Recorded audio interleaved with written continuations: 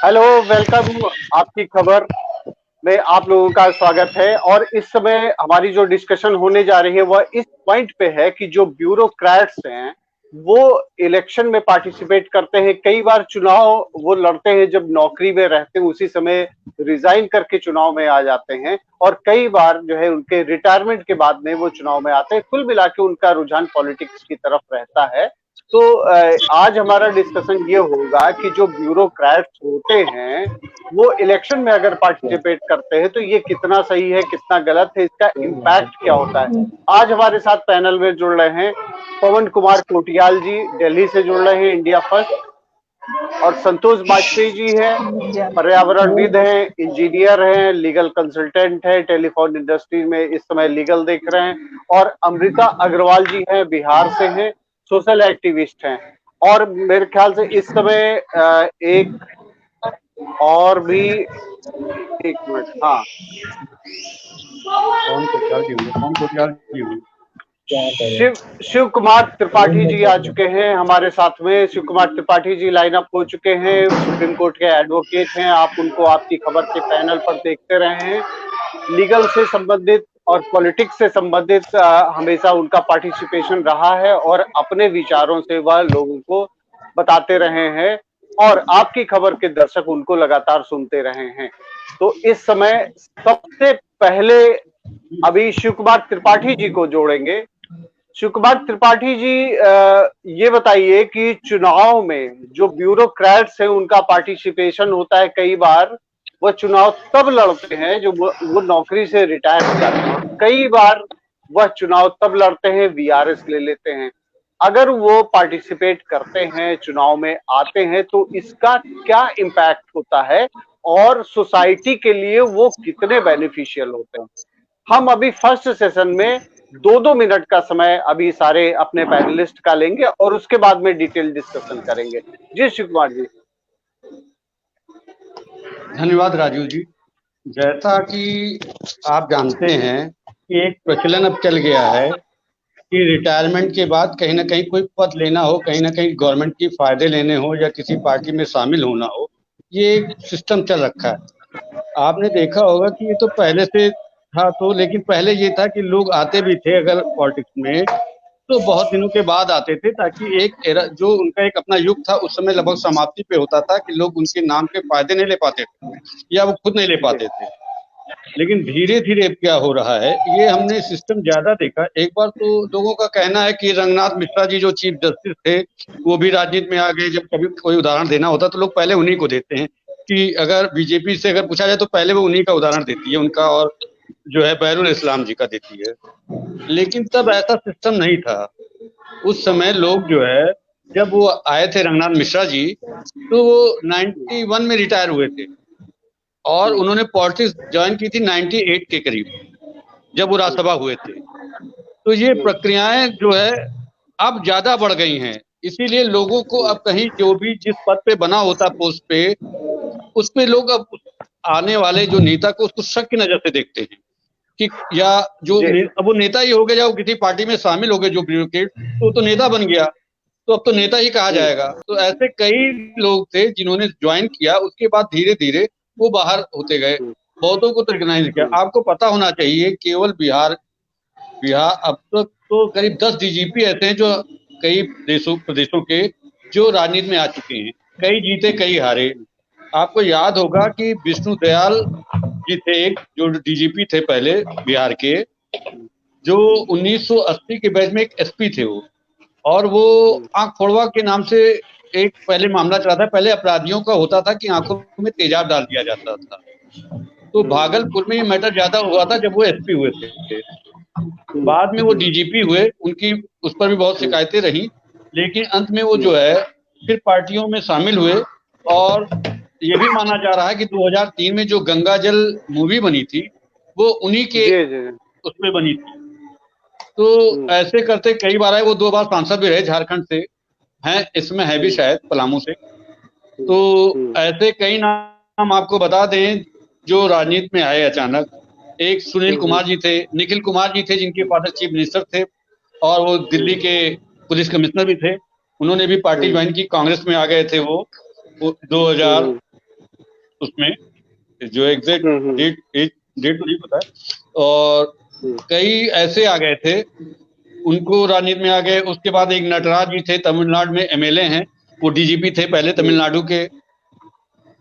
विकास नारायण राय जी थे, 1977 में थे, उन्होंने जो है रिटायरमेंट में 2012 में, तो आम आदमी पार्टी में 2014 में शामिल हुए। ऐसे कई नाम थे। आपको देखा होगा कि मंत्री जो आजकल की डेट में मिनिस्टर है सेंट्रल गवर्नमेंट में, आरके सिंह जी, जो किसी समय डीएम हुआ करते थे, जब उन्होंने लालू जी जबकि मिनिस्टर थे तो उन्होंने आडवाणी जी की रथ रोकी थी। तो होता क्या है, मैंने उनके खिलाफ एक पीआईएल भी लगाई थी, इसलिए कि वो जब रिटायर हुए तो उन्होंने कहा कि जो है तत्कालीन गृह मंत्री सुशील कुमार शिंदे जी थे, उनके ऊपर आरोप लगाया था। जब उन्होंने बीजेपी ज्वाइन कर लिया तो उन्होंने ये आरोप लगाया था कि शिंदे जी का जो है दाऊद से संबंध है, शिंदे जी अधिकारियों और पुलिस के अधिकारियों की भर्ती में पैसे मांगते हैं।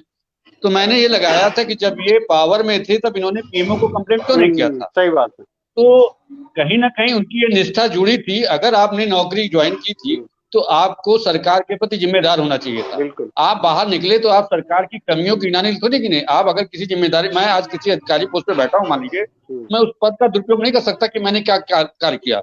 आप आए थे तो नए तरीके से राजनीति में आना चाहिए था। इसीलिए अरुण जेटली ने कहा था कि अभी आगे आपसे विस्तार में बात करेंगे। जी अभी विस्तार से बात करेंगे। अभी फर्स्ट सेशन में हम लोगों ने ये डिसाइड किया है कि 2-2 मिनट सब लोग जो है समय लेंगे, उसके बाद में डिटेल डिस्कशन करेंगे। और इस समय हमारे साथ में अवधेश दुबे जी भी सुप्रीम कोर्ट के एडवोकेट दिल्ली से जुड़ चुके हैं, लेकिन अभी उनका माइक नहीं ऑन जा रहा है। और सबसे पहले अभी आपके बाद में हम आते हैं अमृता जी के पास में, क्योंकि बात जो है इस समय जो शुरू हुई है, सबसे जो लेटेस्ट इशू आ रहा है, बिहार में चुनाव आने जा रहे हैं। अमृता जी, बिहार में चुनाव होने जा रहे हैं, इलेक्शन डिक्लेयर हो चुका है, और वहां के जो डीजीपी रहे हैं पांडे जी, उन्होंने ऐलान ये किया है कि वो पॉलिटिक्स ज्वाइन करने जा रहे हैं। जिस तरीके से उनका एक्ट रहा है, पहले भी वह जॉब में रहते हुए, डीजीपी रहते हुए भी वो स्टेटमेंट इतने ऐसे लगातार उनके आते रहते थे, उतने स्टेटमेंट शायद किसी मिनिस्टर के भी नहीं आते रहे होंगे। तो आपको क्या लगता है कि ये पॉलिटिक्स में लोगों का आना, जो ब्यूरोक्रेट्स हैं उनका पॉलिटिक्स में आना, ये कहाँ तक सही है और इलेक्शन में क्या इम्पैक्ट पड़ता है? दूसरा, इनकी निष्ठा सरकार में रहते हुए, नौकरी में रहते हुए कितनी सरकार के प्रति रहती है, और अगर ये जाते हुए चुनाव लड़के ये जीतते हैं वहां पे और जिस भी पार्टी के साथ में लड़ते हैं, कहीं इनके निष्ठा पे सवाल तो नहीं उठाता है? धन्यवाद सर। सर, पहली बात तो ये है कि मतलब कोई भी सरकारी ऑफिसर अगर अपने जॉब से रिटायरमेंट लेकर के आता है अगर राजनीति में सर, तो थोड़ा सा ये उनके निष्ठा पे सवाल उठता है मेरे विचार से। और क्योंकि आप अगर देश की सेवा करना चाहते हैं, जनता की सेवा करना चाहते ही हैं, तो आप जॉब में भी रह के कर सकते हैं।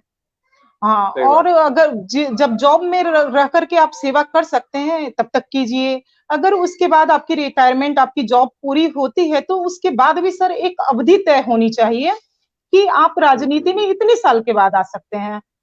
इसका सर कारण क्या होता है कि अगर अवधि तय होती है तो कुछ जॉब के बाद जो एक गैप होता है उसमें जनता से जुड़ने का बहुत अच्छा मौका मिलता है सर। लेकिन इस तरह क्या होता है कि अगर इस तरह क्या होता है सर कि अगर आप अपनी नौकरी को छोड़ करके आप राजनीति में जा रहे हो, तो सर जनता का भी भरोसा कहीं ना कहीं उतना नहीं बन पाता है किसी इंसान पर भी।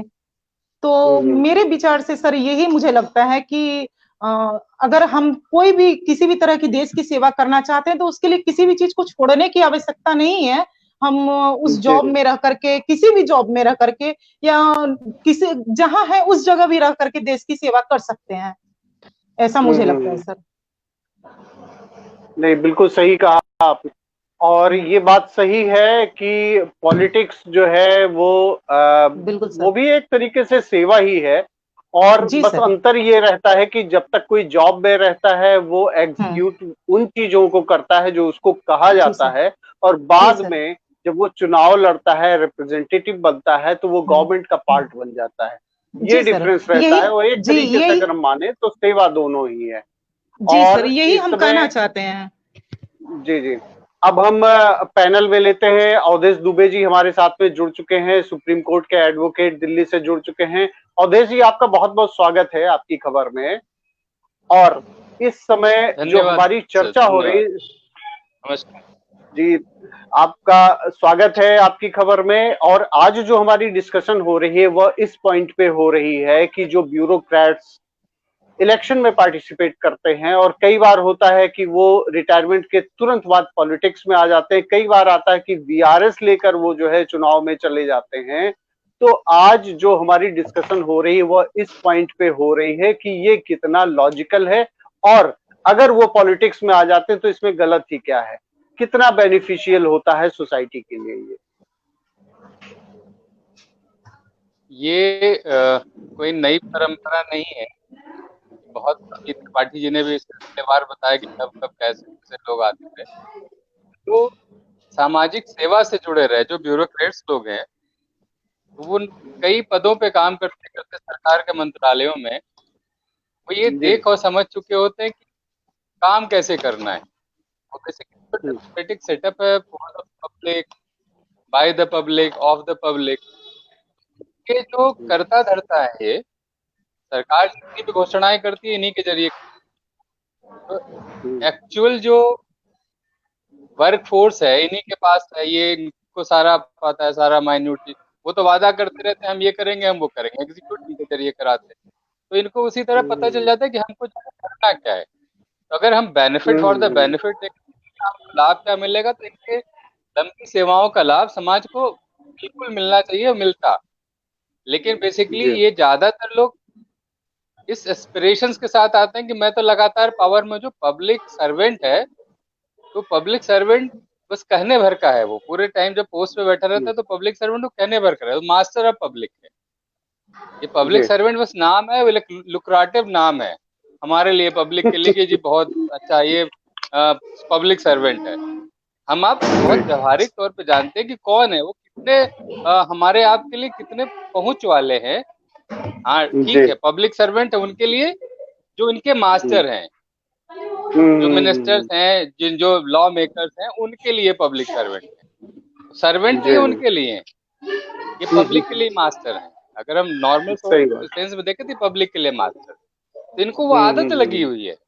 ये चाहते हैं कि हम फिर वहां जाएं। एक बात बताइए, आप जितने लोग आए हैं पीछे से आए, इनका कोई स्पेशल योगदान अगर दिख रहा हो किसी को, ऐसा कुछ इन्होंने कंट्रीब्यूट किया हो सोसाइटी को आने के बाद, सबसे बड़ी चीज है कि ये पब्लिक से ऐसे ही कटे रहते हैं अपने पूरे टर्म के दौरान। रेयरेस्ट ऑफ द रेयर आपको मिलेगा कोई जो पब्लिक से जुड़ के काम करता है। ये इनकी तो ऐसे ही रीच में पब्लिक नहीं रहती, इनको आदत भी लगी रहती है, ऐसे दूर रहते हैं, ड्राइंग रूम के रह जाते हैं। ये लगातार वो एंजॉयमेंट चाहते हैं कि वो कंटिन्यू रहे, पोस्ट बेनिफिट समझिए इसको।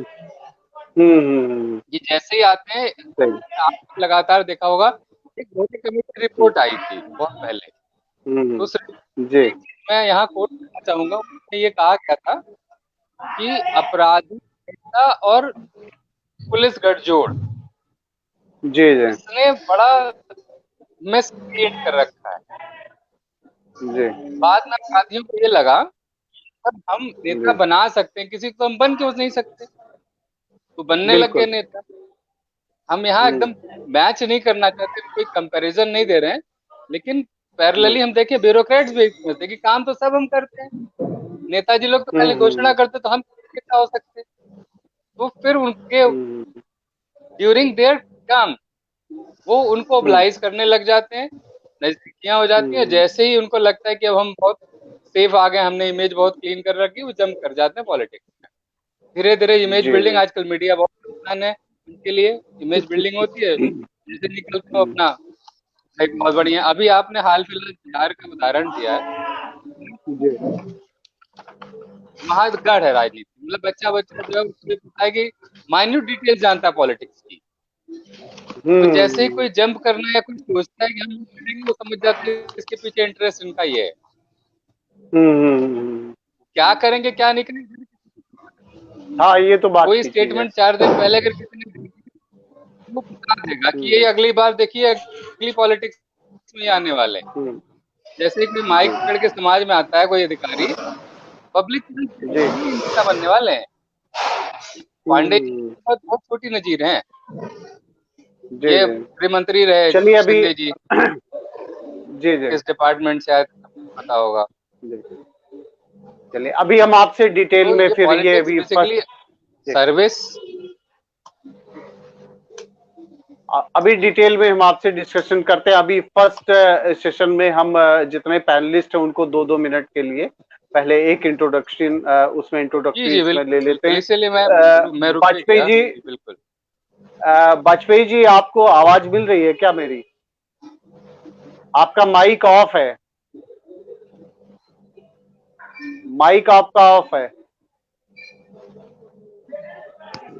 आवाज आ रही है अब? हाँ अब आ रही सही है है, आवाज? बिल्कुल आपकी आपकी आवाज सारे लोग अब सुन पा रहे होंगे मेरे ख्याल से, और आपको सारे लोग देख भी पा रहे हैं। और वाजपेयी जी ये जो डिस्कशन हो रही है, जैसा कि मैंने पहले बताया कि जो ब्यूरोक्रेट्स पॉलिटिक्स को ज्वाइन करते हैं उनका कहीं ना कहीं अफिलिएशन हो ही जाता है, अफेक्शन हो जाता है उनका, और जो चार्म होता है जो वो देखते हैं सरकार में रहते हुए, मंत्रियों के साथ में रहते हुए, जैसा कि अभी अवधेश दुबे जी ने बताया कि उनको भी ये लगता है कि सारे काम तो हम करते हैं, और कहीं ना कहीं इस बात की भी सुपीरियरिटी रहती है क्योंकि वो पढ़े लिखे भी होते हैं। जाहिर सी बात है ब्यूरोक्रेट्स कम पढ़ा लिखा नहीं रहता, बहुत ही हाईएस्ट क्वालिफिकेशन जो है उनकी होती है, उसके बाद वो आते हैं। तो आज जो ये डिस्कशन हो रही है, ऐसे लोग अगर पॉलिटिक्स में आते हैं तो उनका सोसाइटी के प्रति क्या इम्पैक्ट होता है, सोसाइटी उनको कितना एब्जॉर्ब कर पाती है या वो कितना मिक्सअप हो पाते हैं। जी मेरा मानना तो ये है कि पहली बात तो इसमें उम्र की सीमाएं भी होनी चाहिए, नेतागिरी में भी होनी चाहिए। मुझे मालूम है कि जब ये 50 और करीब 55 और 60 के बाद ये रिटायर होने के बाद जब आते हैं तो वहां तो अपना काम सही ढंग से निभाते नहीं है, और उसके बाद वहां भी अपना लाभ लेते हैं, उसके बाद आके यहाँ नेता बन के भी अपना लाभ लेना चाहते हैं। और अगर वो जिस जगह पे हैं, जिस पोस्ट पे हैं, वहीं रह के अगर वो अच्छा काम करे तो उनको नेता बनने की जरूरत ही नहीं पड़ेगी। मेरा मानना है कि जैसे हर चीज में योग्यता, रिटायरमेंट के बाद समाज सेवा करिए, और भी नहीं, और सेवा भाव करिए। राजनीति क्या ये जरूरी है कि राजनीति में ही आके आप सेवा कर सकते हैं? और संगठन से जुड़िए, किसी और राजनीति में आने की कोई जरूरत नहीं है बहुत ज्यादा कि राजनीति में आके ही आप सेवा भाव कर सकते हैं। बहुत से ऐसे लोग हैं, मैं जानता हूं कि सामाजिक कार्य कर रहे हैं और वो पार्टियों में नहीं आके किसी भी पार्टी से नहीं बंधते हैं, मगर वो बहुत अच्छा काम कर रहे हैं।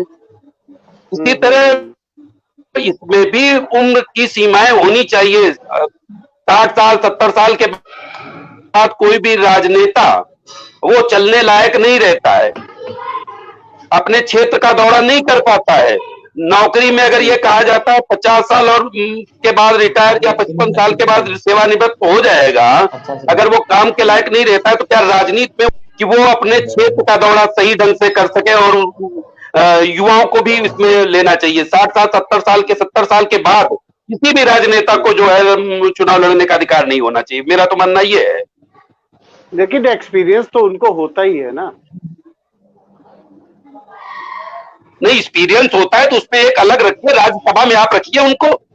राज्यसभा के लोगों अगर एक्सपीरियंस के लिए रखना है तो राज्यसभा, और लोकसभा में जो होता है क्षेत्र का दौरा करना पड़ता है। अगर बुजुर्ग आदमी से कहो कि हमें तो अब हम इस पे पैनल पे कुछ बताना नहीं चाहेंगे, हम एक तो नेताओं को जानते हैं, उनसे हमने कहा कि भैया ये कार्यक्रम है, क्या आप वहां पहुंच पाएंगे? उन्होंने कहा मेरे पीठ में दर्द होता है। वाजपेयी जी अब जान रहे हो उम्र हमारी क्या हो गई है।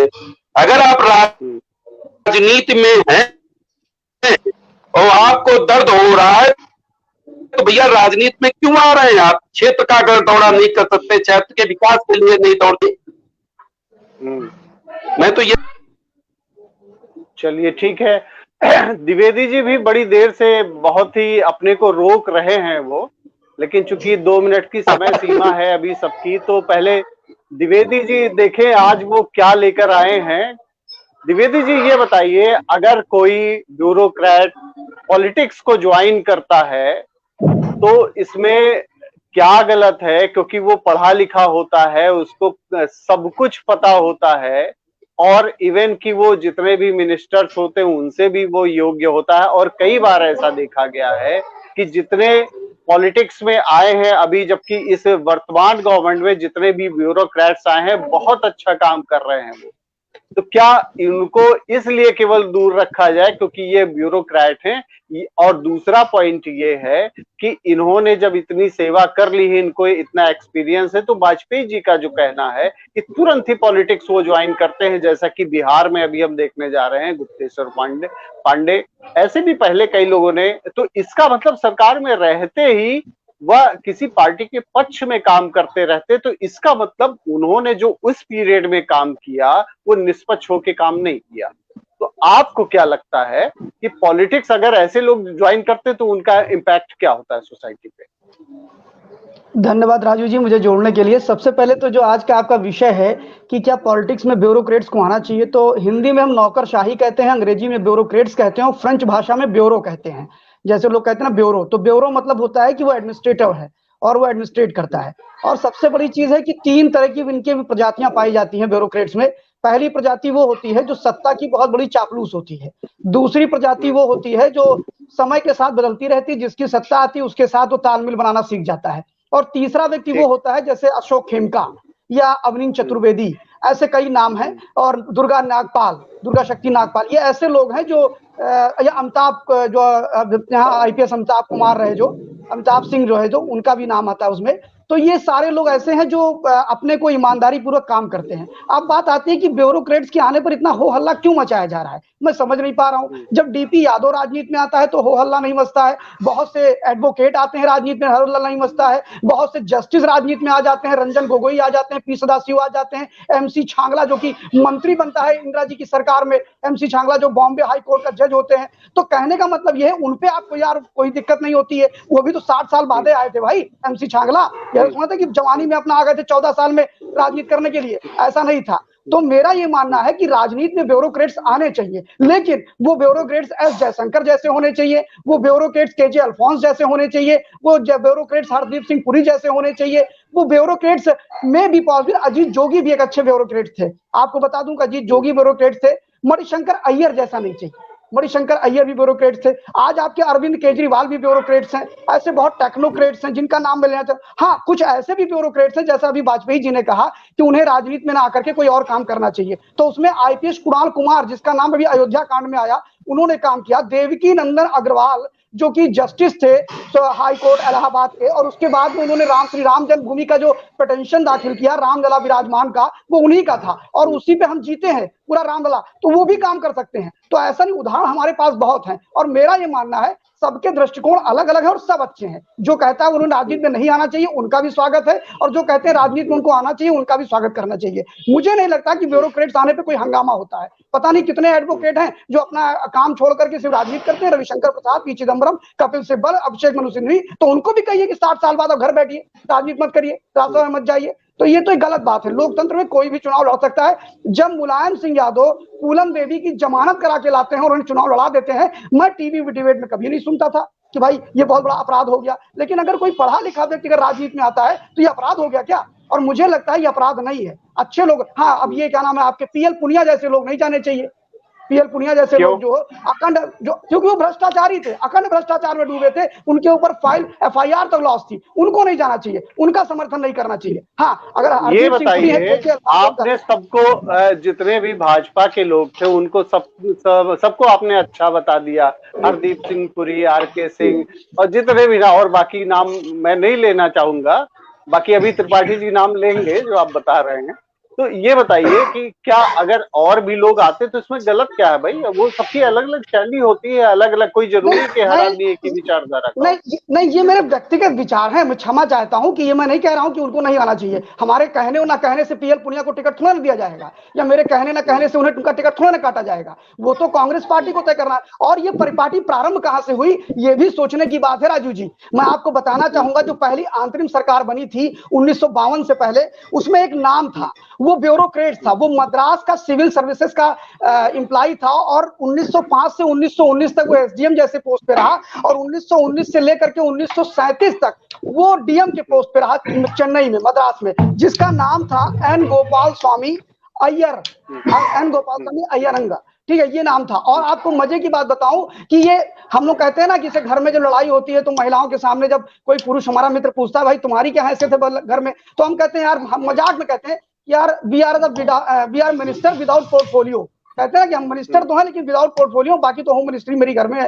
तो वो स्थिति उस अंतरिम सरकार में थी जब नेहरू जी ने बिना किसी पोर्टफोलियो के एन गोपाल स्वामी अय्यरंगा को अपना मिनिस्टर बनाया था। और 1937 से 1943 के बीच में वो कश्मीर का प्रधानमंत्री था। That is the prime minister of Kashmir का, समझिए आप। और वही व्यक्ति था जो 370 जैसे मुद्दे को लेकर के पहुंच गया था यूएनओ, समझिए। तो तब भी ब्यूरोक्रेट से शुरुआत किसने की? चलिए अभी आगे, अभी चूंकि 2 मिनट का ही समय था। हाँ जी जी, अभी आगे भी अभी त्रिपाठी जी बोलेंगे, अभी बहुत कुछ जवाब आपका देंगे वो। लेकिन पहले हम अवधेश दुबे जी को फिर पैनल में लाते, फिर अमृता जी को पैनल में लाते, फिर त्रिपाठी जी के बाद में फिर आपको लाते हैं, क्योंकि त्रिपाठी जी जो कहेंगे उसका जवाब आपको देना रहेगा। आपने कई सारे ऐसे नेताओं के नाम गिनाए हैं और जिनको पाठ साहब बताया है वो सारे भाजपा के ही हैं, तो इसलिए आप तैयार रहिएगा। त्रिपाठी जी अभी आपको जो है वो गिनाएंगे, वो भी नाम गिनाएंगे।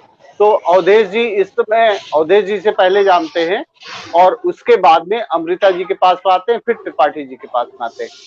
अवधेश जी, आपने ये जो सारे पॉइंट्स अभी सुने हैं, आप भी देख रहे हैं, सुप्रीम कोर्ट में भी देख रहे हैं, कई सारे ऐसे ब्यूरोक्रेट्स भी होते हैं रिटायरमेंट के बाद में वो सुप्रीम कोर्ट में भी वकालत करने लगते हैं, हाई कोर्ट में वकालत करने लगते हैं, और उनको नॉलेज तो अच्छी होती है। ये अलग बात है कि उनका वकालत जो है वो नहीं उतनी चल पाती है, क्योंकि वो उतनी मेहनत नहीं कर पाते हैं जितनी कि आप लोगों ने शुरू से की है।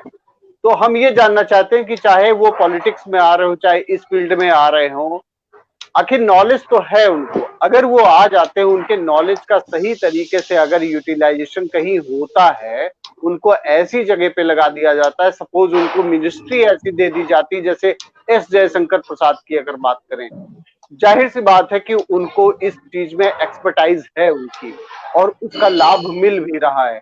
तो अगर ऐसे लोग पॉलिटिक्स में आते हैं तो मेरे ख्याल से तो ठीक ही है। आपको क्या लगता है? नहीं, बिल्कुल मैं आपसे अक्षरशः सहमत हूँ। और जहाँ तक आप देखेंगे कि चाहे वो आर्टिकल 102 हो या आर्टिकल 191, उसमें जो डिस्क्वालिफिकेशंस बताए गए हैं कि कौन चुनाव लड़ सकता है, कौन नहीं लड़ सकता, उसको अगर हम साफ साफ देखें तो ऐसी कोई रोक नहीं है कि कोई रिटायरमेंट, पोस्ट रिटायरमेंट के बाद, क्योंकि कोई उम्र का बंधन नहीं है। लोकसभा के लिए 25 साल मिनिमम और राज्यसभा के लिए मिनिमम 30 साल, उसके बाद वो कब्र तक उसको कोई दिक्कत नहीं। अभी वाजपेयी जी से जो है मैं इस बात को लेकर सहमत था कि लोकसभा जैसे हाउस के लिए ऐसा व्यक्ति चाहिए जो लोक में बैठ सके, जो जनता के बीच जाए, बहुत सही पॉइंट कहा। उसकी जरूरतें, उसकी क्योंकि आप जब कह रहे हैं कि मैं आपको रिप्रेजेंट करना चाहता हूं, तो किसको करेंगे रिप्रेजेंट? खुद को। सही बात। या उस जनता को जिसको कहते हैं कि नहीं हम तुम्हारी समस्याएं लेके जाएंगे। 60 साल 65 साल, अब वो कोई च्यवनप्राश का तो प्रचार है नहीं, अन्न सिंकारा का प्रचार है कि 60 साल का बूढ़ा के सब 20-25 साल का जवान, चाहे जो कहानी। हमको कोई अगर संवैधानिक बाध्यता देखें या संवैधानिक निर्योग्यता देखें, ऐसा कोई संविधान में निर्योग्यता नहीं है। आप इवन जो निर्योग्यता भी बनाई गई है उसके लिए भी जैसे वो निर्योग्यता सीज करती है, खत्म होती है, उसके 2 साल 5 साल बाद वो लड़ सकता है चुनाव। अपराधी के लिए भी है। आप जब हम ये देखते हैं कि 50-50 मुकदमों वाला आदमी मंत्री बन के बैठता है या MP और सही बात है। MLA बन के बैठता है। तो आपका तो मैं बिल्कुल सम्मान सहित उस बात को स्वीकार करता हूँ कि एक व्यक्ति जो लोक सेवा में 30-35 साल लगातार दिए हो, उसके अनुभवों का लाभ देश को मिलना चाहिए और मिलना ही चाहिए। और इस बात के लिए भाई ने कहा, वाजपेयी जी ने कहा कि राज्यसभा एक बड़ा, और अनुभवों के लिए 12 तो नॉमिनेट कर देते हैं वो, जो विशेष योग्यता वाले जो क्षेत्र है, art, science, culture, social service, उस क्षेत्र के लिए तो 12 तो नॉमिनेशन भी है उनके पास कि हम इन लोगों को, जिनको हम अदरवाइज नहीं ला पाते, हम उनको ला सकते हैं। अभी गोगोई जी गए हमारे, आपने देखा होगा हाल, जैसे रिटायरमेंट हुआ उनके बाद वो चले गए। तो एक पीछे एक विचार है कि इनके विशेष अनुभव का, विशेषज्ञता का लाभ देश को मिलना चाहिए, मैं समर्थन करता हूँ। लेकिन जो अनुभव पीछे से है, जो अभी जयशंकर जी हैं, ठीक है, हम उनको छोड़ दें, जिसका रक्षा से जुड़ा कार्य था, जो रक्षा से जुड़े थे वाईके सिंह साहब, ये भी विदेश मंत्रालय में है, रक्षा मंत्रालय में नहीं है। राज्यवर्धन सिंह राठौर जी, इनको एक सही मंत्रालय मिला, युवा खेल टाइप की, ये भी सही काम कर रहे हैं। लेकिन मंत्रालय किसको कौन सा मिला है? मंत्रालय का जो विभाजन है, चूंकि प्रेरोगेटिव अपना प्रधानमंत्री अपने हिसाब से तय करता है, वहाँ उसका कोई वो नहीं। योग्यता आपकी, जैसे मेरी योग्यता है लॉ में और मुझे स्वास्थ्य मंत्री बना दीजिए, तो आपको कौन सा लाभ दूंगा? मैं ऑपरेशन करने के थिएटर में जाके देखूंगा कर क्या रहा है आदमी? नहीं हुआ भी, अरुण जेटली को फाइनेंस दे दिया गया था। मिला है, बिल्कुल सही बात है, लॉ सही में बात है, हर्षवर्धन जी को अच्छा दिया। फाइनेंस हम जानते हैं, फाइनेंस का है, फाइनेंस वो जान सकता है। एक पढ़ा लिखा आदमी, लॉ एक ऐसा है, लॉयर के पास एक ऐसी योग्यता होती है। एक बहुत बड़े थिंकर ने कहा है कि लॉयर को दुनिया का ऐसा कोई सब्जेक्ट नहीं है जो नहीं आना चाहिए। वो डॉक्टर से अच्छा डॉक्टर है, वो इंजीनियर से अच्छा इंजीनियर है, इकोनॉमिक्स से अच्छा, क्यों? लॉयर्स एक्स्ट्रा वर्जन है, जूरिस्प्रूडेंस के बारे में कहा जाता है लॉयर्स एक्स्ट्रा वर्जन। हमको हर चीज पता होनी चाहिए और उसका माइन्यूट, जैसे हम जानते हैं, अगर सपोज आपने जो विधि के बारे में पूछा था कि उस अनुभव जो ब्यूरोक्रेट से आता है उनको लाभ, हम समाज से निकलते हैं, हम समाज से चीजें जानते हैं। अगर एक क्रॉस एग्जामिन करना हो किसी डॉक्टर को, तो हमको मेडिकल जूरिस्प्रूडेंस पढ़ के जाना पड़ता है। बिल्कुल सही, हमको मेडिकल जूरिस्प्रूडेंस पढ़ के जाना पड़ता है, और तब जाके एनालिटिकल अप्रोच बढ़ जाती है फिर जी। अगर किसी वेपन से हुआ है तो उसके लिए जो एक्सपर्ट बुलाए जाते हैं बैलिस्टिक के, उनको भी क्रॉस करना पड़ता है कि भैया कैसे चीजें, कैसे कनेक्ट करोगे तुम? भाई कोई ट्यूटर्ड है, वो आके झूठी गवाही करने लग जाए, कैसे क्रॉस करेंगे? कैसे पता करेंगे कि वो सही बोल रहा है कि गलत बोल रहा है? तो आपको खुद ही नहीं पता, क्या पता कर लेंगे? वो यस नो कर दिया, आप निकल गए। आप जो कर रहे हैं न्याय, आप अगर एक्सपर्टीज आपका ए में है तो आपको बी में नहीं एम्प्लॉय करना चाहिए। ये हमारे यहाँ अमृता जी को जी सर, जी अमृता जी को पैनल में ले लेते हैं, क्योंकि बात बिहार की हो रही थी, ब्यूरोक्रेट की हो रही थी, और जैसा कि अभी देखा गया कुछ दिन से लगातार जो है वहां के डीजीपी गुप्तेश्वर पांडे, ये जो इसका सुशांत राजपूत का मामला आया, तो उन्होंने जिस तरीके से लीड किया, एक तरीके से स्टेट को उन्होंने प्रोजेक्ट किया, रिप्रेजेंट किया स्टेट को पूरी तरीके से उन्होंने रिप्रेजेंट किया, और इतने बयान दिए जितने भी मिनिस्टर्स के नहीं आते थे। और उनको अब ये मेरा पूछना आपसे ये है, ये जानना चाहते हैं, आपकी खबर के व्यूअर्स ये जानना चाहते हैं कि जिस तरीके से उन्होंने रिप्रेजेंट किया, और वहां की जो बिहार की पॉलिटिक्स थी, क्योंकि कुछ ना कहीं जब बिहार की बात आती थी, सुशांत राजपूत की बात आती थी, और गुप्तेश्वर पांडे ने उस मामले को बहुत ही कायदे से वहां पे प्लीड किया, सारी बातों को रखा, तो पब्लिक क्या समझती है? पब्लिक को जो लीडर चाहिए होता है वो किस तरीके का चाहिए होता है? क्योंकि आप हैं वहां, आपने सारी चीजों को, आपने वहां की लोकल पॉलिटिक्स को भी देखा है, वहां के लोगों को देखा है, कई सारे ऑफिसर्स को आपने देखा है, पब्लिक का परसेप्शन क्या होता है आखिर? जी सर, मेरे देखे तो सर हम तो यही कहेंगे कि किसी भी व्यक्ति में, वो सरकारी मतलब जॉब में हो या न हो, अगर कोई भी व्यक्ति पढ़ा लिखा हो और उसके अंदर योग्यता हो सर, तो वो उसको अपनी योग्यता के अनुसार काम करना चाहिए, जिस तरह की दुबे सर ने कहा है। और रही बात सर गुप्तेश्वर सर की, तो गुप्तेश्वर सर के लिए सर मेरा हम यहाँ द्विवेदी जी सर से भी बिल्कुल पक्ष में उनकी भी हैं, और यहाँ जो वाजपेयी सर कह रहे थे मैं उनके भी पक्ष में हूँ, मैं दोनों की पक्ष में हूँ। पहली बात तो सर कि किसी भी इंसान को, मैंने पहले भी कहा है कि अगर राष्ट्र की सेवा करनी है तो हमें राजनीति में ही आना हो, ये जरूरी नहीं है। और दूसरी बात ये है कि राजनीति में क्यों नहीं आए, ये भी सवाल है ना सर। अगर हमारे अंदर योग्यता है, मैं पढ़ी लिखी हूँ या कोई भी इंसान पढ़ा लिखा है, तो सर आज राजनीति में पढ़े लिखे व्यक्तियों की जरूरत है, मेरे देखिए ये है। लेकिन सर यहाँ पे एक छोटा सा मेरा जो एक अपने अंदर से जो आवाज आती है सर, कि किसी भी इंसान को राजनीति में आने के लिए सर एक वक्त होता है। जैसे कि अगर हम सरकारी या किसी भी अपने काम में हैं, तो सर उसको कंप्लीट होने दें, और उसके बाद अगर आते हैं तो कोई समस्या नहीं है, अच्छी बात है। ये तो हम किसी भी जनता के लिए अच्छी बात है कि हमारा कोई नेता पढ़ा लिखा आ रहा है। अगर हम जॉब छोड़ करके आते हैं सर, तो थोड़ा सा यहाँ पे जनता को आप विश्वास में नहीं ले रहे हैं, ऐसा लगता है कि आपके अंदर पावर की भूख है। ये एक देखने में हम लोगों को दृष्टिकोण ये हम लोगों का जनता का होता है।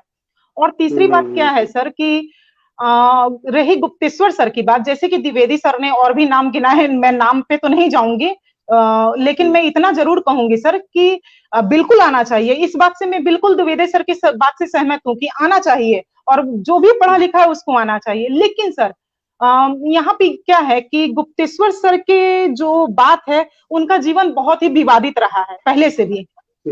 तो क्या होता है ना सर, कि अगर कोई विवादित जीवन वाला व्यक्ति अगर वो राजनीति में आता है, तो जनता उस पर थोड़ा विश्वास कम करती है सर। हमारे ऐसे नहीं कि हमारे देश में पहले नहीं आए हैं सरकारी ऑफिसर्स, जो भी ब्यूरो में हैं वो नहीं आए, ऐसा नहीं है। अरविंद केजरीवाल जी को ही ले लीजिए, उनकी वो अपना इनकम टैक्स का जॉब छोड़ करके वो राजनीति में उतरे और बेहतर राजनीति कर रहे हैं।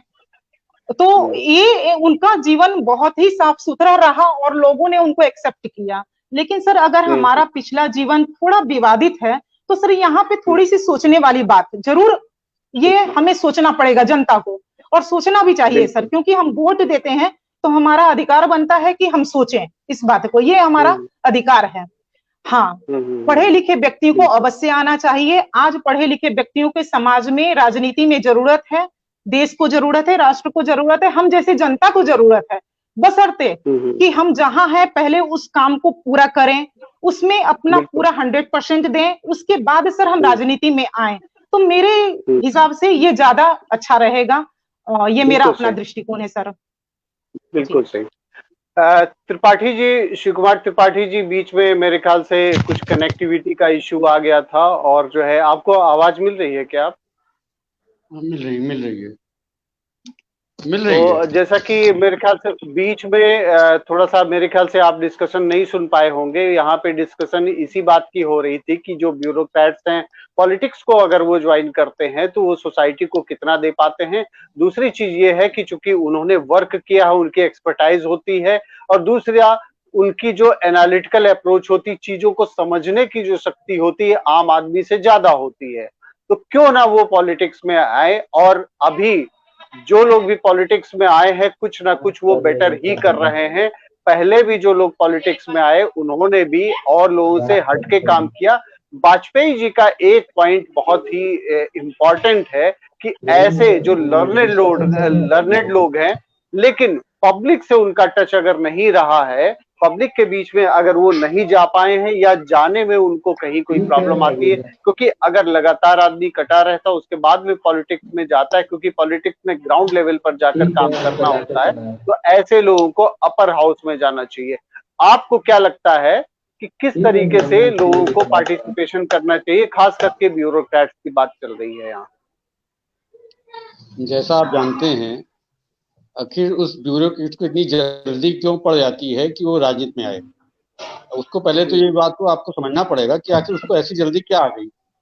अभी हमारे मित्र द्विवेदी जी, देखिए, ये कुछ तो इनको जो है ये पार्टी से ऐसे जुड़ गए हैं कि इनको केवल अपनी पार्टी की तारीफ के अलावा किसी को दिखाई नहीं देता है। जैसा आपने देखा होगा कि अभी इन्होंने सबकी तारीफ करते चले गए, बाकी पीएल पुनिया ने शायद इनके पार्टी के नेता को कभी इलेक्शन हराया हुआ है, कोई ऐसी बात रही, कोई इनकी ऐसी मन में रही कि ये तो पीएल पुनिया जी के पीछे पड़ गए।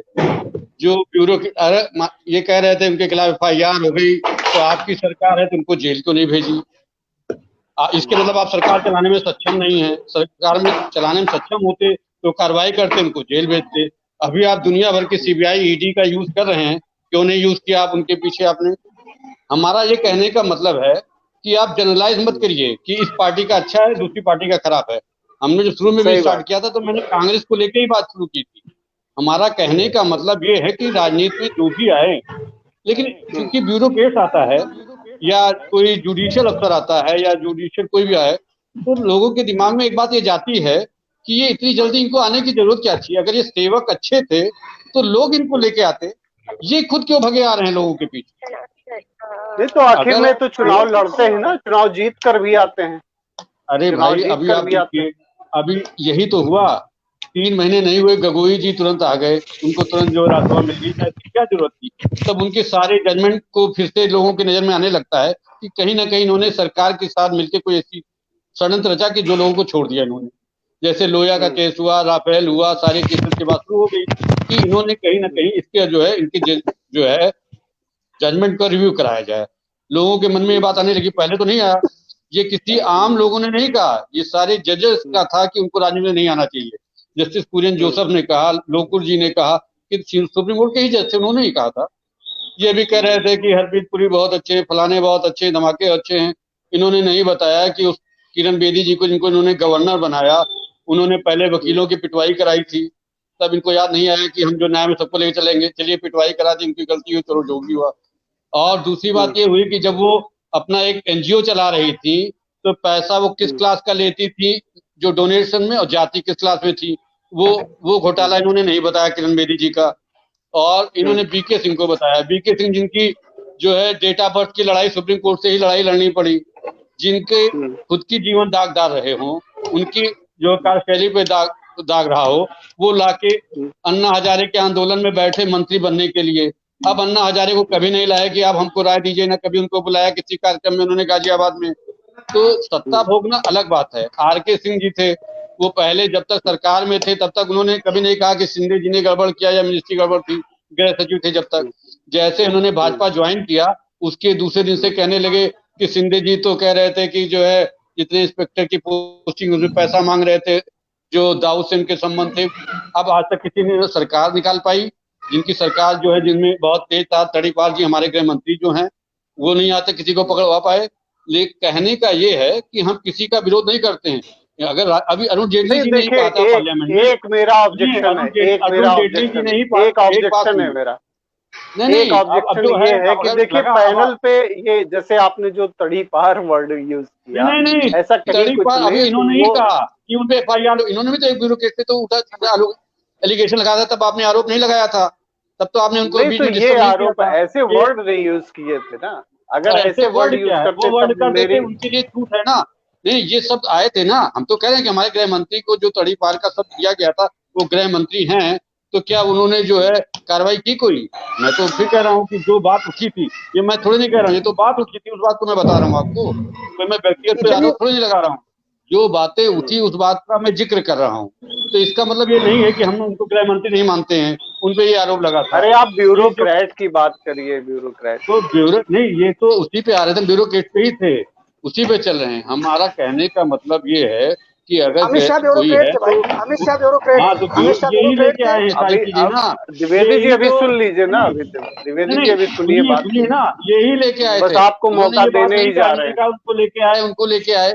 इन्होंने ये नहीं कहा कि आप, बात तो ये हो रही थी कि उनको लाना ठीक है कि नहीं ठीक है, या कब लाए जाए, किस अवध में लाए जाए, फिर बात इस पे थी। लेकिन ये मोड़ के लेके कहाँ चले गए थे आपके टॉपिक को? उसी बात पे मुझे बताना था। मेरा ये कहने का मतलब है, अरुण जेटली जी ने पार्लियामेंट में कहा था कि जो ब्यूरोक्रेट हो या जुडिशियल अफसर हो, इनके लिए कोई टाइम, एक समय सीमा तय करनी चाहिए कि उसके बाद में राजनीति में आना चाहिए। उस बात को फॉलो करना चाहिए। इनको तो वो बात उठानी चाहिए कि हमारे नेता ने ये बात उठाई थी, ये उस चीज को गायब कर दिए। चूंकि अब ये तो सबको शामिल कर लिया इन्होंने, तत्काल तुरंत ही BK सिंह को शामिल कर लिया, आरके सिंह को शामिल कर लिया, किरण बेदी को शामिल कर लिया, वो टीएन चतुर्वेदी पहले शामिल हो गए थे जो सीएजी के कंट्रोलर थे, उसके बाद जो नए वाले थे उनको भी।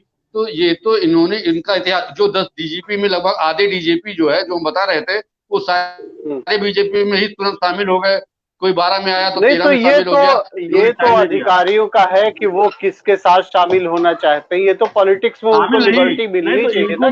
नहीं, आखिर जो पार्टी सरकार बना रही है उसकी क्या नैतिकता है, उसकी भी तो नैतिकता होनी चाहिए, हमारी आपकी नैतिकता होनी चाहिए। चुनाव से पहले कहाँ पता होता है कि कौन सी पार्टी चुनाव सरकार बनाने जा रही है।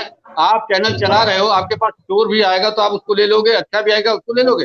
आप जज करो कि इनका लेने का समय, अच्छे का समय अभी है कि किसका क्या समय, सोच के लेते हैं ना कि आप तुरंत आके कोई आया कि अच्छा फलाने बहुत अच्छे IAS थे, आज तुरंत हम ले लें। आप देखते हो कि कार्यशैली देखते हो, अभी उचित समय है कि नहीं, लोग हमको क्या कहेंगे, सारी चीजें देखनी पड़ती कि नहीं देखनी पड़ती। अच्छा ठीक है, अब चलिए द्विवेदी जी की बात। पार्टी देश चलाती है ना, पार्टी तो देश चला रही है। हाँ ठीक है, ठीक।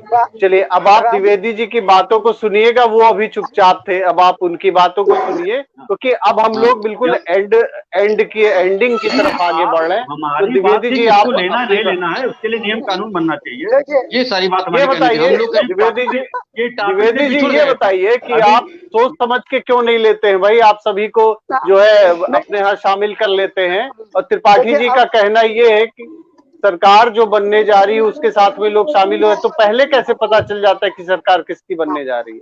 नहीं, बहुत बहुत बढ़िया प्रश्न था हमारे त्रिपाठी जी का।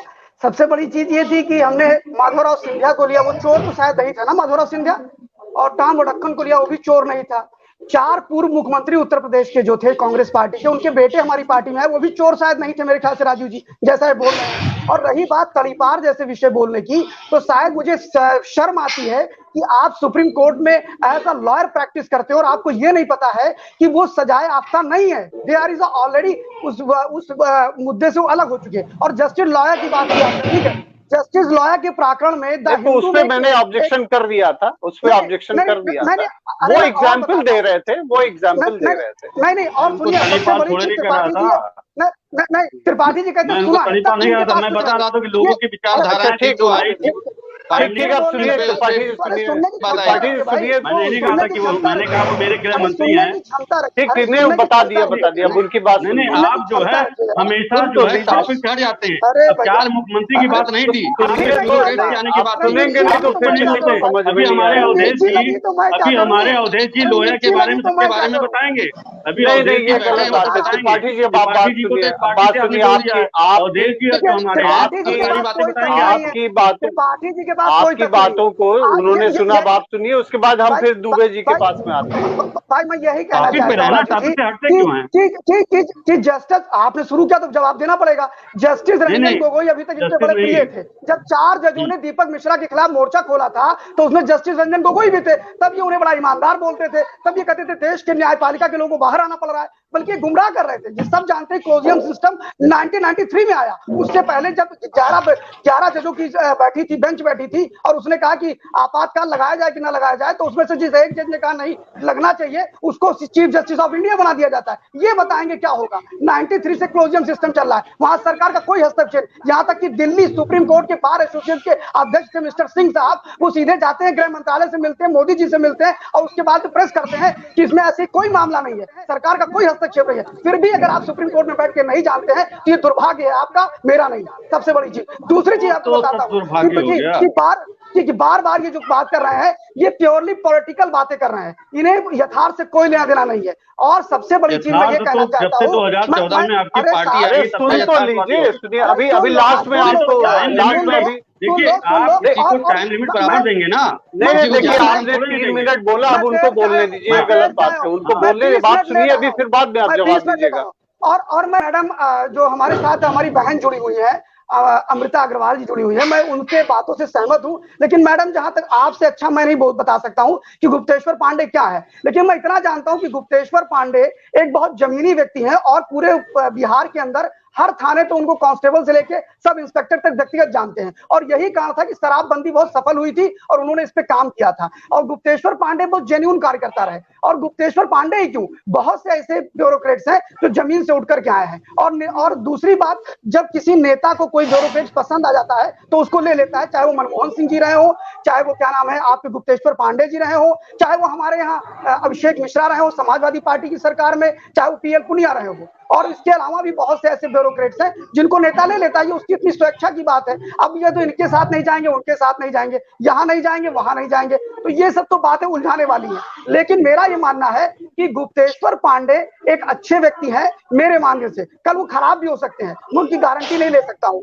और किसी ब्यूरोक्रेट्स का मैं प्रवक्ता नहीं हूँ। मेरा इतना मानना है कि भारतीय राजनीति में अगर अपराधी आ सकता है, बलात्कारी आ सकता है, अगर भारतीय राजनीति में चोर आ सकता है, भारतीय राजनीति में चेन्नई के केरला में, तमिलनाडु की बात कर रहा हूँ, सॉरी केरला की बात कर रहा हूं, वहां पर मदनी नाम का एक आतंकी था जो चार्ज सीटेड था, जब वो वहां की विधानसभा में जा सकता है तो गुप्तेश्वर पांडे जैसे लोग क्यों नहीं आ सकते? अब ये तो सिर्फ त्रिपाठी जी की अपनी अंदर की खुन्नस होगी, वो अलग बात है, क्योंकि वो पढ़ते कम है। दूसरा मैं एक चीज और बता दूं कि सचेंद्र नाथ चौधरी जो इंदिरा जी की सरकार में थे, वो भी एसबीआई के बोर्ड ऑफ डायरेक्टर में थे और आईएएस ऑफिसर थे। इसके अलावा एमसी छागला, जिसका नाम आप सभी जानते हैं, एमसी छागला को यूएन में एम्बेसडर बनाया गया था, जो पहला डेलीगेशन गया था उसमें वही गए थे। एमसी छागला कौन था? एमसी छागला जिन्ना का चेला था और उसको उठा करके बॉम्बे हाईकोर्ट का जज था, उसको ले आकर उन्होंने बनाया था। तो वहां जब आपको कोई आपत्तियां नजर नहीं आती, आज रातों रात आपको समझ में आने लगा कि ब्यूरोक्रेट का भारतीय राजनीति में आना दिक्कत है, जिसमें नृपेंद्र मिश्रा जी का नेतृत्व कितना तगड़ा रहा है हम सभी जानते हैं। नृपेंद्र मिश्रा जी की बदौलत कल्याण सिंह जी की गवर्नमेंट सबसे साफ सुथरी गवर्नमेंट कहलाई। आज मानते या नहीं मानते आप? कल्याण सिंह को नृपेंद्र मिश्रा जी की वजह से जानता था, आज नृपेंद्र मिश्रा जी राम जन्मभूमि से जो निर्माण समिति है उसके अध्यक्ष हैं। तो मेरा मानना है सारे ब्यूरोक्रेट्स को एक थाली में मत तौलिए। और कांग्रेस पार्टी में बहुत अच्छे अच्छे ब्यूरोक्रेट थे जो अच्छा काम करते थे, उसमें मनमोहन सिंह जी का भी नाम है, विमल जालान का भी नाम है, इससे टी सुब्बाराव का भी नाम है, ये सब भी नाम है जो कांग्रेस पार्टी ने जिनको उठा के बैठाला था। तो कुल मिलाकर के गोलमोल मत करिए। आपने सारी बातें कह दी हैं और अब जो है हम अमृता अग्रवाल जी के पास में आते हैं। दुबे जी का कनेक्शन मेरे ख्याल से जो है वो कहीं डिसकंटिन्यू हो गया है और अगर बीच में वो आ जाते तो उनको कनेक्ट करेंगे, फिर बाद में जो है हम 30-30 सेकंड का एक एंड अप सेशन लेंगे। तो अमृता जी, ये जैसे हम केवल एक जनरल सी बात नहीं कर रहे हैं, केवल हम गुप्तेश्वर पांडे की बात नहीं कर रहे हैं, हम एक जनरल सी बात कर रहे हैं। वहां पे और भी जिन लोगों ने जो पहले से पॉलिटिक्स में आए हैं, यशवंत सिन्हा ने भी बहुत अच्छा काम किया, अच्छे ब्यूरोक्रेट भी रहे और अच्छे पॉलिटिशियन भी रहे। और मैं अभी यहाँ पे बता दूं कि यहाँ पे जितने भी पैनलिस्ट जुड़े हुए हैं उनको मैं बता दूं कि मैं एक ब्यूरोक्रेट के संपर्क में 1994 से हूँ, केजे अल्फोंस, बेहद ही ईमानदार आईएएस ऑफिसर, और उसके बाद में टूरिज्म मिनिस्टर वो बनाए गए। और आप लोगों को ध्यान होगा कि उनके टाइम पे टूरिज्म मिनिस्ट्री पूरे वर्ल्ड में जिस तरीके से इंडिया की प्रोजेक्ट हुई थी, अभी वो नहीं हो रही, फिलहाल वो मिनिस्टर नहीं बनाए गए। तो मेरे कहने का मतलब ये है कि कोई भी ब्यूरोक्रेट आता है, जाहिर सी बात है कि ये जो और लोग हैं पॉलिटिक्स में, ठीक है वो जमीनी नेता हैं, सब कुछ लोगों से जुड़ाव रहता है, लेकिन जब इम्प्लीमेंटेशन की बात आती है तो कहीं ना कहीं वो फेल हो जाते हैं।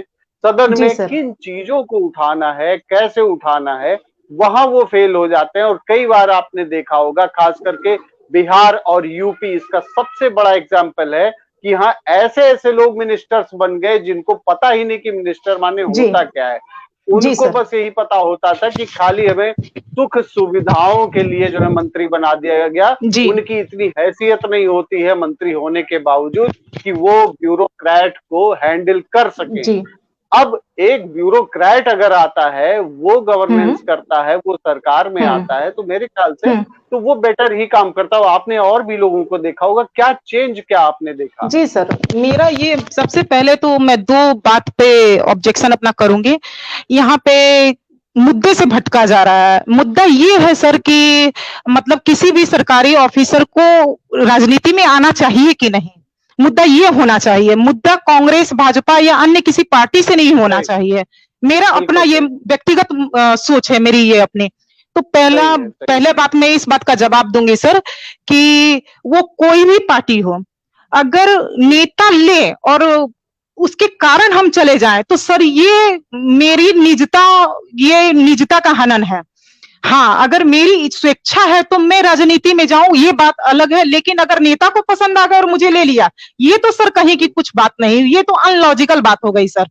अब दूसरी बात ये सर, मैंने बार बार कहा है, वो सरकारी ऑफिसर हो या कोई भी हो, अगर वो पढ़ा लिखा योग्यतावान व्यक्ति हो तो उसे राजनीति में अवश्य जाना चाहिए। ये मैंने एक बार नहीं, हर एक बार कहा है।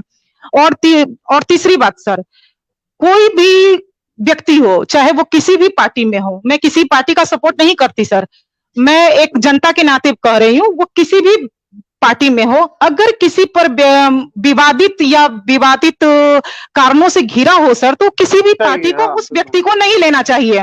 इसलिए सर कि नहीं लेना चाहिए, चाहे वो कोई भी पार्टी हो। तो अब रही बात पहले सर क्या हुआ वो मतलब नहीं है, आपने लिया तो मैंने भी लिया, उसने लिया तो मैंने भी किया, ये तो सर हो गई बच्चों वाली बात। ये तूने क्यों किया, मैंने ये किया, आपने ये किया तो मैंने ये किया, ये हो गई सर बेवकूफों वाली बात कि आपने जो गलती की वही मैं भी करूंगा। ये तो सर कहीं का कोई लॉजिक नहीं होता है। आपने गलती की, आपका भुगतान आप भुगत रहे हैं, मैं जो करूंगी उसका भुगतान मैं भुगतूंगी। तो मेरा ये मानना है सर कि किसी भी विवादित व्यक्ति को राजनीति में नहीं आना चाहिए या न लेना चाहिए। उसका कम से कम एक बार पिछला जो जन्म पृष्ठ है उसको अवश्य देखना चाहिए सर। इससे क्या होता है सर, जनता का विश्वास हनन होता है, मेरा भी होता है, मैं भी एक वोटर हूँ, मैं भी देश के लिए वोट देती हूँ, नेता के लिए, किसी भी अपने समाज सेवक के लिए वोट करती हूँ। तो सर मेरा अपना व्यक्तिगत ये मानना है कि अगर आपका रिकॉर्ड पहले से विवादित है सर, तो मैं कैसे विश्वास कर लूंगी, चाहे वो किसी भी पार्टी का हो। मतलब ये है कि पार्टीज को जो है ऐसे लोगों को पॉलिटिक्स में नहीं लेना चाहिए, नहीं लेना चाहिए। अमृता जी एक बात ये भी आ जाती है कि जो विवादित होता है जी सर, उसको जिता के भेज देती है, ठीक तो है, पार्लियामेंट। इसका ये लोकतंत्र यहाँ पे पब्लिक भुगत रही है। हाँ, ये आपकी बात इसका खामियाजा था सर, ये कहने की क्या आवश्यकता है, इसका तो खामियाजा पूरा देश भुगत रहा है सर। बिहार और यूपी तो भूल नहीं सकता है, लेकिन पब्लिक को भी अवेयर होना चाहिए कि ऐसे लोगों को अगर वो जिताती है तो आप ये भी समझिए तो सर अवेयर होने के लिए चोट लगनी आवश्यक है ना सर, अवेयर होने के लिए तो भी उनको भी मजबूरी बन जाती है कि क्योंकि उनको सरकार बनाती है तो पर्याप्त संख्या बल चाहिए होता है, पर्याप्त संख्या बल तभी आएगा जब उनके लोग जीत कर आएंगे। तो उनको ये देखना होता है, उसी में कास्टिज्म भी चलता है, उसी में ये भी देखते हैं कि कौन जीत के आ सकता है। तो ऐसे लोग पॉलिटिक्स ज्वाइन करते हैं और पॉलिटिकल पार्टीज उनको लेती हैं। और अब ये सेशन जी हाँ बोलिए आप। मेरा ये मानना है सर कि कहीं ना कहीं इसको देखा जाए तो, एक व्यक्तिगत रूप से देखा जाए तो सर, इसमें कहीं किसी नेता की गलती कम होती है, जनता की गलती ज्यादा होती है सर। इसलिए मैं जनता की गलती कहूंगी क्योंकि वो बिना सोचे समझे कास्ट के ऊपर, धर्म के ऊपर, किसी भी मुद्दे के ऊपर वोट दे देते हैं, लेकिन बाद में सर परिणाम सब देख रहे हैं। तो सर ये जनता भुगतती है सर, सरकार थोड़ी ना भुगतती है, कोई नेता थोड़ी भुगतता है। नेता तो वो अपनी बड़ी बड़ी गाड़ियों में घूम रहे हैं, उनके बच्चे अमेरिका, ऑस्ट्रेलिया, लंदन पढ़ रहे हैं। नहीं सही बात है। अब एक्चुअली हम जैसे जनता भुगतते हैं ना सर। हाँ, टाइम लिमिट जो है हमारी खत्म हो रही है और इसके पहले अब ये माफी चाहूंगा आप लोगों से कि टाइम जो है अब लिमिट इस समय, अब हम लास्ट में अपने पैनलिस्ट जो बचे हुए हैं 3, उनका 30-30 सेकंड में उनके व्यूज ले लेते हैं क्योंकि द्विवेदी जी भी बड़े एक्साइटेड हैं और त्रिपाठी जी भी। तो अभी 30-30 सेकंड में उनकी बात लेते हैं। लेकिन दुबे जी हमारे साथ में हैं। दुबे जी ये बताइए, अगर पॉलिटिकल पार्टीज ऐसे लोगों को नहीं लेती है तो फिर चुनाव जीतेगी कैसे, क्योंकि जनता तो उनको जिता के भेजती है। तो लोकतंत्र में तो भाई जो जीतेगा ऐसे ही लोगों को चुनाव लड़ाया जाएगा। आपको क्या लगता है? देखिए, अब ऐसा नहीं है कि कास्ट कैलकुलेशन या रिलीजन कैलकुलेशन जो है बहुत इफेक्टिव है। मैं पिछले 2 चुनाव से देख रहा हूँ, 2014 और 2019। मोदी जी के चेहरे पे दोनों इलेक्शन लड़े गए और सही बात। दोनों इलेक्शन बहुत अच्छी तरीके से, मतलब एक बार अगर 282 सीट आई तो दूसरी बार 300 पार हो गई। तो एक ऐसा चेहरा जिसपे जनता ने विश्वास किया और वोट किया। और किसी जमाने लालू के बारे में कहा जाता था कि वो गधे कुत्ते को खड़ा कर देंगे तो वो भी जीत जाएगा, लालू ऐसा दावा करते थे। जिताया भी था। हम उस परिप्रेक्ष्य में न कहें क्योंकि उनका जो टेन्योर रहा, उन्होंने जिस तरीके से शासन किया, जो इमेज रही और जहां वो आज हैं, जहां बिहार की जनता ने उनको पहुंचा दिया और जहां भारतीय न्यायालय ने उन्हें पहुंचा दिया, जो जहां वो डिजर्व करते थे आज वो हैं। हम वो तुलना नहीं कर रहे, लेकिन क्योंकि वो तो अपनी जाति और वो सामाजिक न्याय का जो एक छद्म रूप लेके आए थे, तो उससे लोग उसके द्वारा लोगों को छला उन्होंने।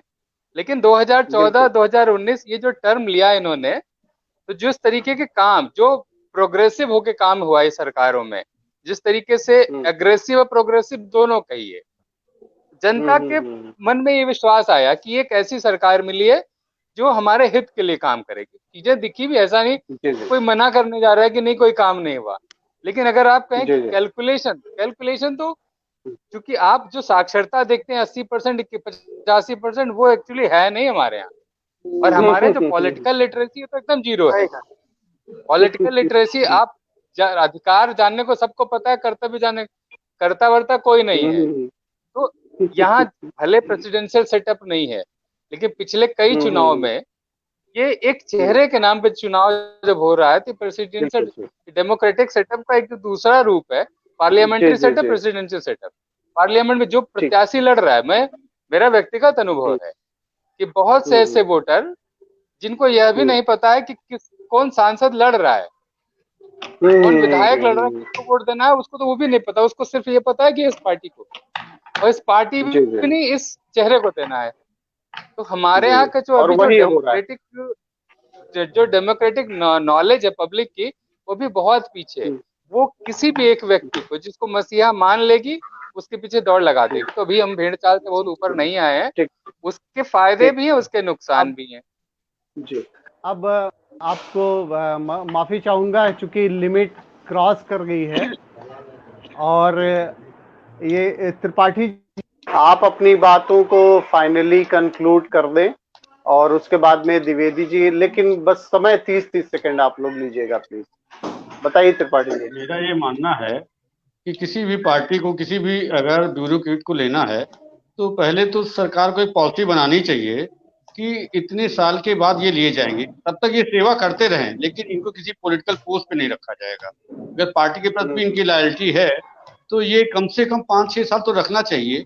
तब ये पता चलता है कि वो वास्तव में इस पार्टी का सेवक है, या पहले से पार्टी की से सेवा की कि वो पार्टी में आते ही कोई पद पा जाएगा या कुछ ऐसी चीजें पा जाएगा। तो उस चीज से बचना चाहिए पार्टियों को।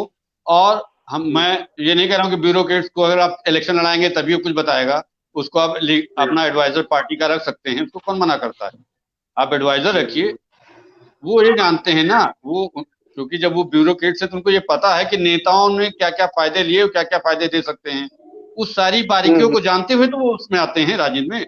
नहीं तो उनको राजनीति में आने की क्या जरूरत थी, वो बाहर भी सेवा कर सकते थे। सेवा से किसी ने रोका थोड़े नहीं कि आप ना करिए। बहुत लोग तो अपना एनजीओ बना के सेवा कर रहे हैं, गरीबों की मदद कर रहे हैं। लेकिन हमारे जो है भाजपा में द्विवेदी जी, इनको तो केवल अगर कहीं गुणगान निकल आता है तो भाजपा में ही नजर आता है, उसके अलावा कोई गुणगान किसी न ब्यूरोक्रेट में न किसी में। इनके यहाँ जो आ गया वही अच्छा है, बाकी सारे बेकार हैं। इनके यहाँ सारे ज्ञानी हैं, बाकी लोग अज्ञानी हैं। क्योंकि हम लोग तो काफी एक्सीड कर गए हैं, अब मौका दे दीजिए। और फाइनली एक बात ये है, जो इनकी भाषा बोले वो ज्ञानी, और जो इनका विरोध करे वो अज्ञानी। जो इनके बातों से सहमत हो वो देशभक्त, और जो इनके बातों का विरोध करे वो देशद्रोह, जो अभी 6 सालों से चलता आ रहा है। ये 2014 से इन्होंने एक नैरेटिव सेट कर रखा है कि जो हमारी बातों को मानेगा वो देशभक्त है, और जो हमारी बातों में देशद्रोह। तो ये ऐसा नहीं है, ये मुद्दा था, ये मुद्दा ये था। अब आप फाइनली कंक्लूड कर दीजिए, हम एक्सीड टाइम लिमिट हमारी एक्सीड कर गई है। अब आप जो है जवाब देके 30 सेकंड में एंड कर दीजिए। मैं इनको उत्तर इसलिए नहीं दूंगा क्योंकि समझ सुन नहीं पाएंगे, तुरंत फिर भड़क जाएंगे। जैसे भारत तेरे टुकड़े होंगे, ये जो कहे वो ठीक, और जो उसका विरोध करे वो बेकार। जो देश की सर्जिकल स्ट्राइक पे प्रदर्शन खड़ा करे वो ठीक, जो ना करे वो खराब। जो देश में ताहिर हुसैन जो दंगाई है उसके साथ रहे वो ठीक, बाकी सब खराब। उसके बाद इस देश के अंदर जीएसटी आए वो खराब, क्योंकि यही लेके आए थे। एपीएमसी यही लेके आए, वो हमने किया, वो खराब। तो कहने का मतलब ये कंफ्यूज पार्टी, कंफ्यूज उसके सपोर्टर, सब कुछ कंफ्यूज है। अब मैं सिर्फ कंक्लूड करना चाहूंगा, सिर्फ 10 सेकंड के अंदर कंक्लूड करूंगा। मेरा सिर्फ इतना कहना है कि भारतीय राजनीति में सभी को चुनाव लड़ने का पूरा अधिकार है। भारतीय राजनीति में हर कोई चुनाव लड़ सकता है। ये एक जो बहस है, ये बहुत महत्वपूर्ण बहस थी कि किसी को आना चाहिए, किसको नहीं आना चाहिए। दूसरा, अर्पिता जी ने एक विषय कहा था कि तेरा आया मेरा आया, तो मैं सिर्फ इतना कहना चाहूंगा अर्पिता जी कि जब कोई मेरे ऊपर प्रश्न उठाएगा तो उत्तर देना मेरा नैतिक कर्तव्य बनता है। इसलिए मैं नैतिक कर्तव्य के नाते अपना उत्तर देता हूं। जब उन्होंने चोर चमार की बात करी तो मैंने इस विषय को रखा कि आपके सिंधिया क्या चोर थे क्या जब हमारी पार्टी में आए थे, जब चार पूर्व मुख्यमंत्रियों के बेटे आए थे क्या वो चोर थे क्या? इस प्रकार के जिस प्रकार के शब्दों का प्रयोग ये करते हैं उस प्रकार के शब्दों को जवाब देना ही पड़ेगा, अदर और कोई रास्ता उसका नहीं है। नहीं ठीक, अब देखिए अब सारी बातें आ गई है, इसमें सामने आ गई है, और सबसे बड़ी चीज ये है कि ब्यूरोक्रेट हमारा जो है एक थिंक टैंक है और उन्होंने एग्जीक्यूट किया इतने दिनों तक, अगर उन्होंने काम किया है तो इसमें भी ये भी इंपॉर्टेंट पॉइंट है कि आते ही उनको कोई इंपॉर्टेंट पद जो है दिए जाने से पहले संगठन में अगर काम कराया जाए तो ये पता चलेगा कि कितने निष्ठावान हैं।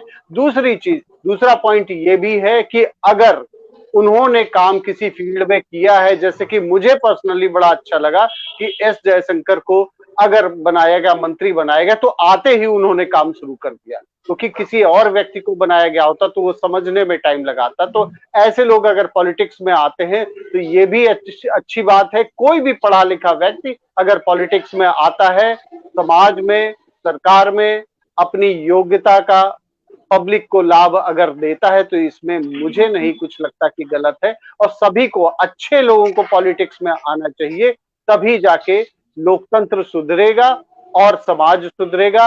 आप लोगों का, अमृता जी का, शिव कुमार द्विवेदी जी का, शिव कुमार त्रिपाठी जी का और अवधेश दुबे जी का, और एक हमारे मित्र शुरू में जुड़े थे लेकिन मेरे ख्याल से कनेक्टिविटी का कुछ इशू आ गया, वो चले गए। और आप लोगों का बहुत बहुत धन्यवाद। इसी तरीके से आप लोग जुड़ते रहें, पार्टिसिपेशन करते रहें। आप लोगों का बहुत बहुत धन्यवाद। धन्यवाद सर। धन्यवाद राज। धन्यवाद।